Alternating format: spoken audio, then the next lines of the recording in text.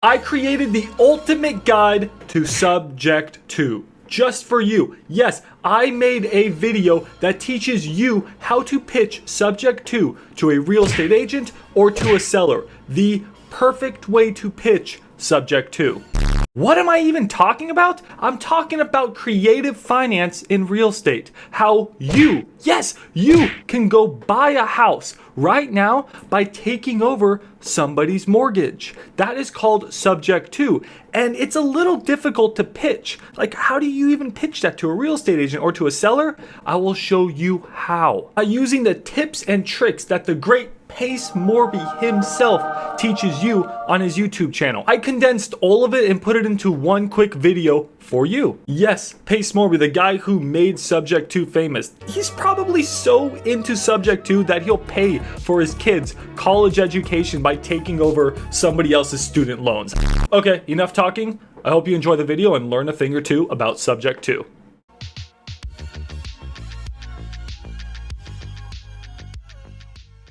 I want to write you a near full price offer or even a full price offer. I want to cover 100% of the agent fees. All the agent fees, you won't have to pay $1. I want to pay all the closing costs, and I even want to buy your home as is. That is tens of thousands of dollars in savings. And why will I do all of that? Because I want your low rate mortgage. I want to purchase your property subject to the existing debt. I want your debt. So why do I want your mortgage? Max, why do you have to make this so complicated? Why can't you just write me a traditional offer? This is so confusing. Well, it's really simple why I want to work the offer this way. You have a low rate mortgage. You probably have a mortgage in the 2s or 3s or the 4% range. That's an amazing mortgage. You did such a great job buying your house when rates were low or refinancing when rates were low. And I want to give you a premium for locking in that low rate mortgage. If you were to sell your home today the traditional way, that mortgage would disappear and you don't get any benefit from it. I'm trying to get you some benefit for it because it benefits me. If I was to go get a loan today, I'd probably be paying 8%, 2 or 3 times higher than your rate. And worst of all, it would take me months of time working with the banks. I don't want to do that. I want to work directly with you. My goal as an investor, with all transparency, is to accumulate as much real estate as possible. This is the fastest and best way for me to accumulate real estate. And this is also the best way for you to sell real estate. Now let's talk about the intricacies. Purchasing a home subject to me taking over all your debt. What does that mean? It means that you will no longer have to pay principal, interest, taxes, insurance. You won't have to pay anything more associated with the property. All the costs of the property is now on the new buyer. I am not assuming your loan. I am not assuming your loan. Let's separate two things right now. The mortgage and the deed. The ownership of the mortgage is one thing. The ownership of the deed, the ownership of the property is another thing. I am taking ownership of the deed. I'm not taking ownership of the mortgage. However, that doesn't mean I'm not going to pay your mortgage. I'm going to pay your mortgage every single month like clockwork. How? Well, I hire a professional mortgage servicing company. There are 400 companies like this across the United States. This is a very popular thing. And what they do is every single month, they take money out of my bank account and they pay your mortgage. You don't need to make your mortgage payments. The mortgage servicing company is doing it with my money on the first, like clockwork. How do you know if your mortgage is paid? Well, the mortgage servicing company can send you an email if you want to opt in, and it will say, hey, your mortgage was paid. Hey, your mortgage was paid. Hey, your mortgage was paid. It's really simple. But Max, what if you don't pay my mortgage? What happens then? That's a great question. Let's say I was abducted by aliens.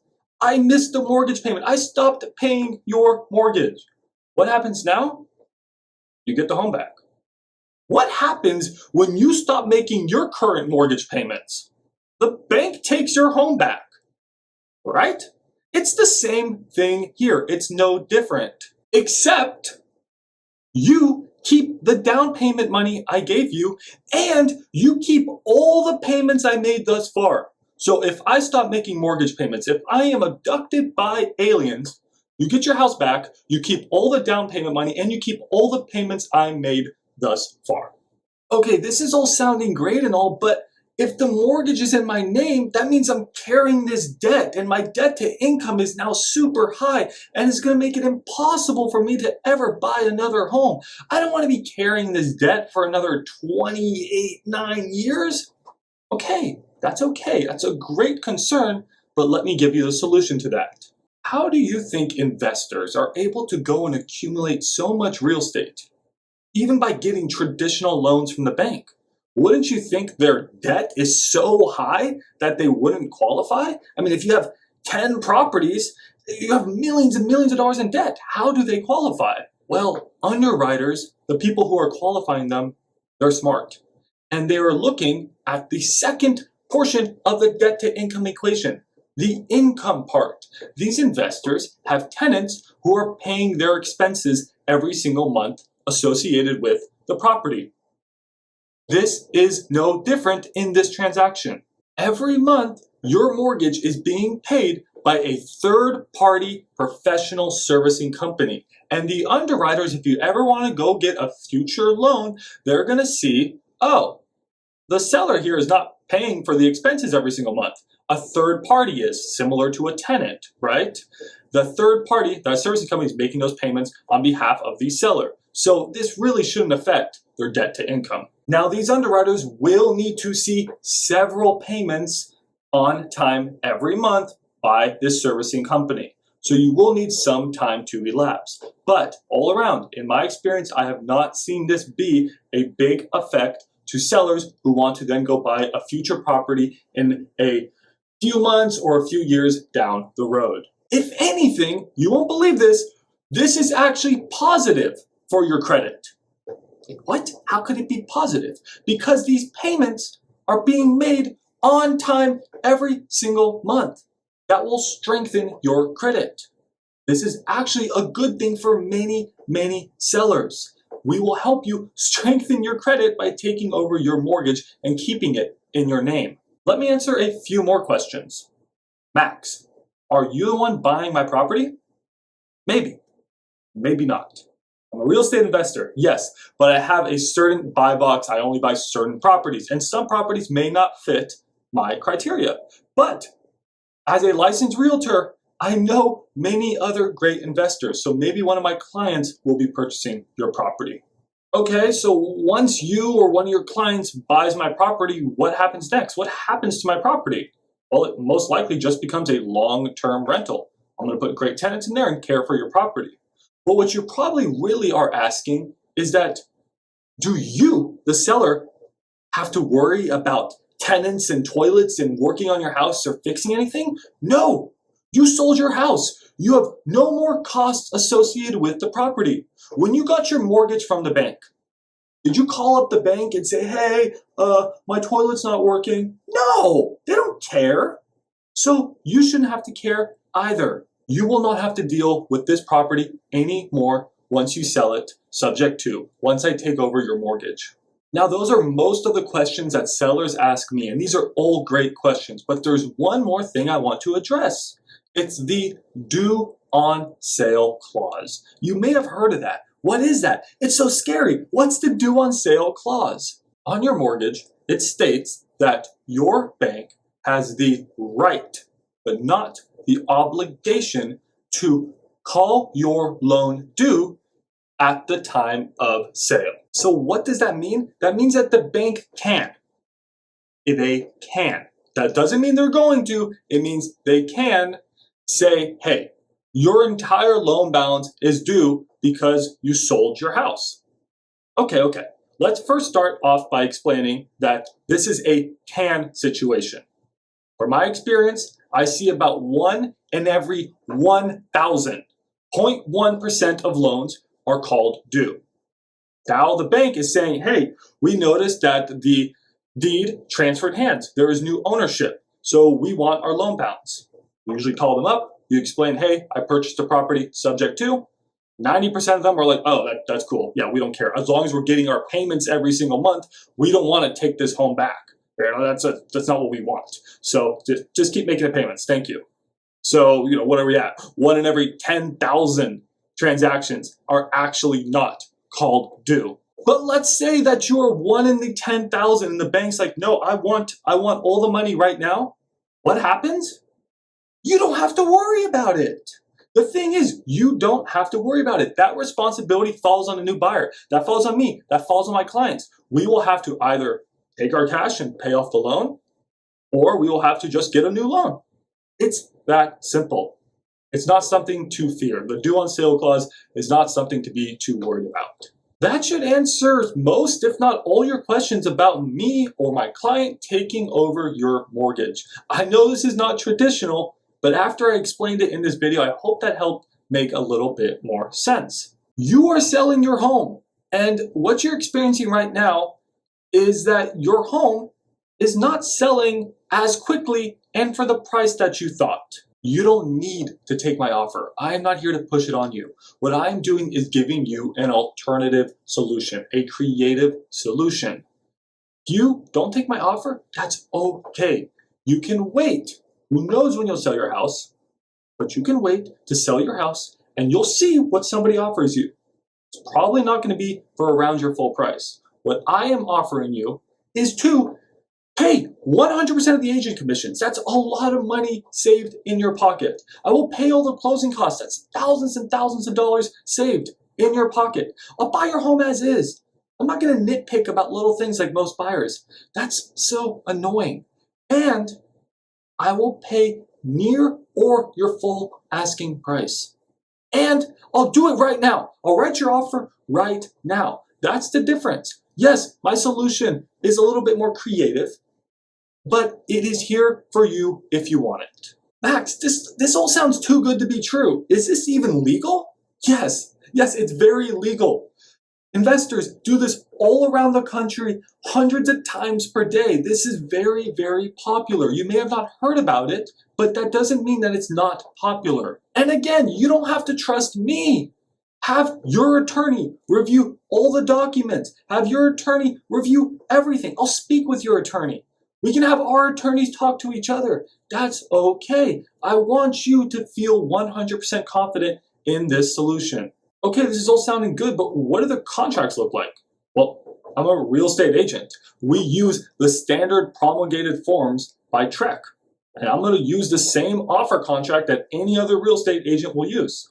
And then I will attach an addendum that is a subject to addendum. It is my own addendum. And those will be the two contracts, unless we also decide to do seller financing, which I'll get into in a minute. Okay, subject to is sounding great, but what we did not talk about is how we're going to pay off your equity. How am I going to give you money for your hard-earned equity? Well, let's take a step back. You may be in a position where you don't have any equity. Maybe you're actually behind on your loan payments, and that's okay. I get it. Times are very, very tough right now. You're behind on your loan payments. I will help you catch them up. Out of my own pocket, I will help you catch up those loan payments, bring them current, and maybe I'll even give you a little bit of money to help you move and find a new place. Even ask me, say, hey Max, you're a realtor, can you help me find a new house too? I'll do all that for you. So if you don't have equity, I will help you still. But now, if you have equity, I'm going to get into the portion of the video where I talk about how I'm going to pay off your equity. Let's say you're selling your house for $500,000 and Max here is writing you a full price offer. Great, but you have a $300,000 loan balance. That means you have $200,000 in equity. Congratulations, that's amazing. I will pay all the agent fees. I'll pay all the closing costs. I'll buy your home as is, and I will pay your $500,000. But what about that $200,000 in equity? Max, are you just gonna give me cash for it? No, and that's the truth. I'm not going to just give you cash for your equity. If you are seeking $200,000 in cash right now, I'm not your buyer. The truth is, I am not your buyer. And let me explain why, and then I think you'll understand, and then I think you'll not want the $200,000 in cash. Yes, at the end of me explaining this portion of the video, you'll be like, I don't want the $200,000 in cash. I like Max's offer better. So let me explain. When you bought your house, did you go and pay cash for the whole thing?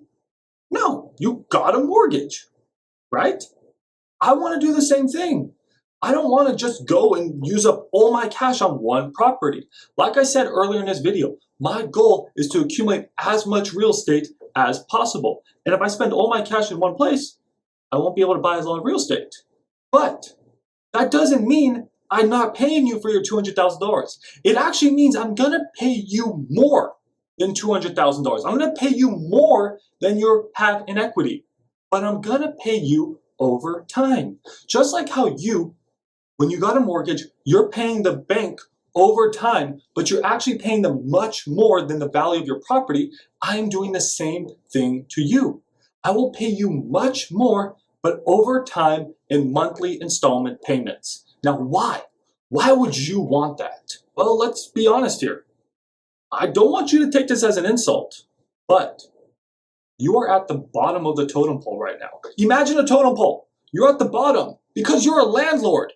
You have to deal with all this stuff and pay all these bills. That's the bottom of the totem pole. Do you know who's at the top of the totem pole? The eagle. Why do you think every bank has an eagle as their logo? It's because they rule the totem pole. They're at the top. They don't own the home, they own the note. And you, the borrower, are paying them with interest every single month. The bank makes a lot of money. And what I'm offering to you is to upgrade you from the bottom of the totem pole, the landlord, to the bank. I'm upgrading you to the bank. And I want to pay you like a mortgage over time every single month with interest. And I want to give you much more money, but over time. If you're still a little bit confused, think about it this way. You're selling your house. You are winning the lottery. You're about to get a big payday. How do you want your payday? When you win the lottery, you can take your payments one of two ways. You can take the lump sum cash payment, which you get paid less money, but you get it all right now. Or you can take the more financially efficient way where you get monthly payments with interest over time. If you have, let's go back to our example. Let's say you have $200,000 in equity. Well, then maybe I'll give you $300,000. Yeah, I'll give you $100,000 more, and I'll pay you in a few $100 payments every single month for 30 years. Now you might be thinking, Max, I may not even live for 30 years. The payments continue to your kids. Think of it as a retirement income. It's supposed to be like a passive retirement account. Also, there's a ton of tax benefits to be had by taking the installment option. If you sell your house, you get a huge capital gains burden right now. The capital gains police are going to be coming after you asking for your big check. But if you choose the installment option, you're taking your capital gains over multiple years. So you're not going to be hit with that one lump sum big tax burden. But Max, what if you stop making the payments to me? Same thing. You get the house back, just like how we spoke about earlier. All in all, if you do not need a huge amount of cash right now, and most people don't need a ton of cash just sitting in their bank account earning them nothing. You don't need that right now. This is most likely the best solution for you. Take your time and think about it, okay? But if you need a ton of cash now, I don't know what you would need it for. Maybe you're trying to, make an offer on a home all cash. Whatever your reason is, this is not the solution for you. But if you just need a little bit of cash, I'm happy to write you a down payment and then we can finance the rest. Just ask me. I'm easy to work with. I'm easy to negotiate with. That's okay. And if you are open to getting paid over time and having a passive income to supplement your lifestyle and earning you interest, then let's talk, because I really want to write you a very, very competitive offer. Thank you so much for your time, and I wish you the best. Bye.